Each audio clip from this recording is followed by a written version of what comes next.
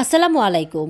Reshmi's cooking হাউজে আপনাদের সবাইকে আবারও স্বাগত জানিয়ে আজকের রেসিপিটি শুরু করছি। কিভাবে ঘরে বসেই একদম রেস্টুরেন্টের স্বাদে বিফ সিজলিং তৈরি করা যায় সেই রেসিপিটি শেয়ার করছি আজকে আপনাদের সাথে। আশা করছি আপনাদের খুব ভালো লাগবে। আর এটা দেখতে যতটা সুন্দর, খেতে অনেক মজা আর তৈরি করা কিন্তু খুব সহজ। তাহলে চলুন কথা না বাড়িয়ে দেখে নিই কীভাবে ঘরেই তৈরি করা যায় রেস্টুরেন্টের স্বাদে বিফ সিজলিং। বিফ সিজলিং তৈরি করার জন্য কি কি উপকরণ লাগছে একটু দেখিয়ে দিচ্ছি। প্রথমেই লাগছে গরুর মাংস, এখানে 1.5 কাপ গরুর মাংস নিয়েছি।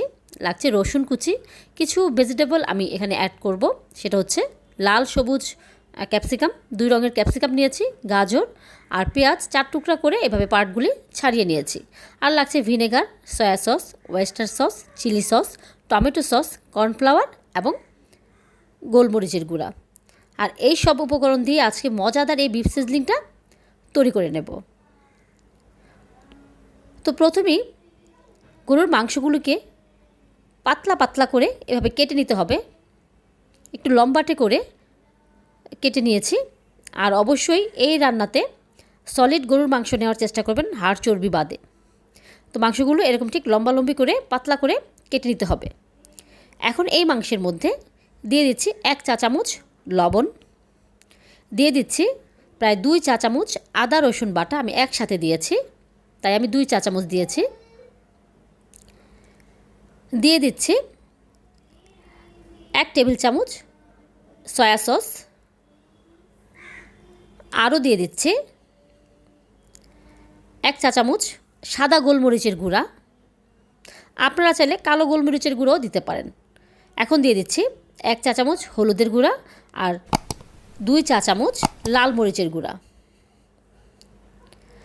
আর সবশেষে দিয়ে দিচ্ছি 2 টেবিল চামচ ভিনেগার।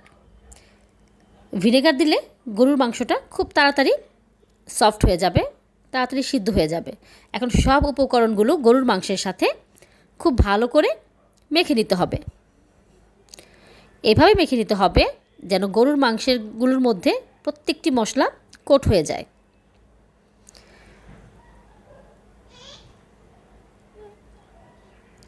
মেখে নেওয়া হয়ে গেলে এখন এর মধ্যে দিয়ে দিচ্ছি উঁচু উঁচু করে 3 চা চামচ কর্নফ্লাওয়ার। আর এই রেসিপিতে অবশ্যই এই কর্নফ্লাওয়ারটা ব্যবহার করতে হবে, এতে করে এই বিফের মধ্যে একটা জুসিনেস ভাব বজায় থাকবে আর খেতেও অনেক ভালো লাগবে। তো 3 চা চামচ কর্নফ্লাওয়ার দিয়ে এখন সবগুলোকে আবারও একটু হাত দিয়ে মেখে নিতে হবে। সুন্দরভাবে মেখে নিতে হবে। মেখে নিয়ে এখন এই বিফগুলোকে আমি কুক করে নেব। আর এর জন্য চুলাতে একটি প্যান বসিয়ে দিয়ে দিচ্ছি প্রায় 2 টেবিল চামচের মতো রান্নার রেগুলার তেল। তেলটা একটু গরম হয়ে এলে এর মধ্যে দিয়ে দেব সেই মশলা দিয়ে মেখে রাখা গরুর মাংসগুলো, যেটা কিছুক্ষণ আগে কর্নফ্লাওয়ার দিয়েও মেখে নিয়েছি। এখন গরুর মাংসগুলোকে দিয়ে খুব ভালো করে প্রায় 2-3 মিনিটের মতো এভাবেই আমি একটু ভেজে নিচ্ছি। ঠিক যখন এরকম ভাজা হয়ে যাবে ওই পর্যায়ে এখন প্রায় হাফ কাপের মতো ফুটন্ত গরম পানি দিয়ে দেব বিফগুলিকে পুরোপুরি সিদ্ধ করে নেওয়ার জন্য। আপনারা হয়তো পানিটা দেখেই বুঝতে পারছেন পানিতে কিন্তু ধোঁয়া উঠছে, তার মানে যথেষ্ট গরম পানি আমি এখানে অ্যাড করেছি। পানিটা দিয়ে এখন নেড়ে চেড়ে নিয়ে আমি ঢাকনা দিয়ে ঢেকে 5 মিনিটের মতো আমি হাই হিটে রান্না করে নেব। 5 মিনিট পর দেখা যাচ্ছে যে আমার বিফগুলি কিন্তু রান্না অলমোস্ট হয়ে গেছে, পুরোপুরি সিদ্ধ হয়ে গেছে, যেহেতু এখানে ভিনেগার দেওয়া হয়েছে। আর মাংসগুলো কিন্তু খুব পাতলা স্লাইস করে কেটে নেওয়া হয়েছে, যে কারণে সিদ্ধ হতে খুব বেশি সময় লাগবে না। এখন রান্না হয়ে গেলে এই মাংসগুলোকে একটি প্লেটে তুলে নিতে হবে। তুলে নিয়ে ওই একই প্যানে আমি আরও কিছুটা তেল দিয়ে এখন দিয়ে দিচ্ছি রসুন কুচি। এখানে 1 টেবিল চামচের মতো আমি রসুন কুচি দিয়েছি। রসুন কুচিটা একটু ভেজে নিয়ে এখন এর মধ্যে দিয়ে দিব সবজিগুলো। লাল ক্যাপসিকাম, সবুজ ক্যাপসিকাম, গাজর এবং পেঁয়াজ এগুলো হাফ কাপ করে নিয়েছি। আর সবগুলি কিন্তু কিউব করে কেটে নিয়েছি, আপনারা দেখেই বুঝতে পারছেন। এখন খুব ভালো করে এই সবজিগুলোকেও প্রায় 2 মিনিটের মতো একটু নেড়েচেড়ে ভেজে নিতে হবে। আর চাইনিজ রান্নাগুলো কিন্তু সাধারণত একটু হাই হিটে করা হয়, তো এই রান্নাতে অবশ্যই হাই হিটই করতে হবে।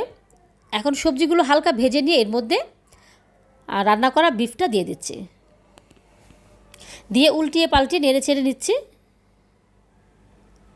আর এখন এই বিফ সিজলিংয়ের জন্য কতগুলি সস অ্যাড করতে হবে, একে একে দিয়ে দিচ্ছি। 1 টেবিল চামচ সয়া সস, দিয়ে দিচ্ছি 2 টেবিল চামচ টমেটো সস। টমেটো সসটা একটু পরিমাণে বেশি দিতে হবে। দিয়ে দিচ্ছি 1 টেবিল চামচ ওয়েস্টার সস, দিয়ে দিচ্ছি 1 টেবিল চামচ চিলি সস, আর দিয়ে দিচ্ছি হাফ চা চামচ কালো গোলমরিচের গুঁড়া। আমি এখানে 2 রকমের গোলমরিচ ব্যবহার করেছি। প্রথমে সাদা গোলমরিচের গুঁড়া দিয়েছি, আর এখন দিয়ে দিচ্ছি কালো গোলমরিচের গুঁড়া হাফ চা চামচ।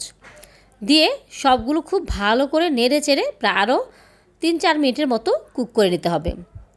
আর এটা কিন্তু কোনোভাবে ঢাকনা দিয়ে ঢেকে রান্না করা যাবে না, এতে করে সবজিগুলোর কালারটা কিন্তু নষ্ট হয়ে যাবে। তো এভাবেই রান্না করে নিয়ে এখন লবণটা চেক করে আমি আরও হাফ চা চামচের মতো লবণ দিয়েছি এবং হাফ চা চামচের মতো চিনি দিয়ে দিয়েছি। এতে করে এই বিফ সিজলিংয়ের স্বাদের ব্যালেন্সটা একদম পারফেক্ট হবে। এখন নেড়ে চেড়ে নিচ্ছি। আমার রান্না কিন্তু অলমোস্ট রেডি হয়ে গেছে। এখন এই রান্নাটাকে সিজলিং করে নেব। আর এজন্য চুলাতে একই প্যানে আমি প্যানটাকে যথেষ্ট গরম করে নিয়েছি। আপনারা চাইলে যে কোনো ফ্রাইং প্যান অথবা তাওয়াও দিতে পারেন, বা সিজলিং ট্রে পাওয়া যায় সেটাতেও আপনারা সিজলিংটা করে নিতে পারেন। আমি এই প্যানের মধ্যে প্রায় 2 টেবিল চামচের মতো বাটার দিয়েছি। যেহেতু প্যানটা যথেষ্ট গরম আছে, গরম অবস্থায় দিতে হবে।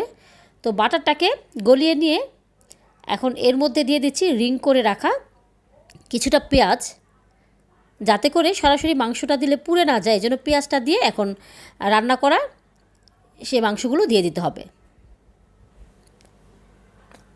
দিয়ে নেড়ে চেড়ে নিচ্ছি। এটা খুব বেশি নেড়ে চেড়ে নেওয়ার প্রয়োজন নেই, জাস্ট 1 মিনিটের মতো একটু নেড়ে চেড়ে নিয়েই কিন্তু রান্নাটা কমপ্লিট করে ফেলতে হবে। রান্নাটা কিন্তু আমার একদম কমপ্লিট হয়ে গেছে। আমি একটি প্লেটে পরিবেশন করে নিচ্ছি।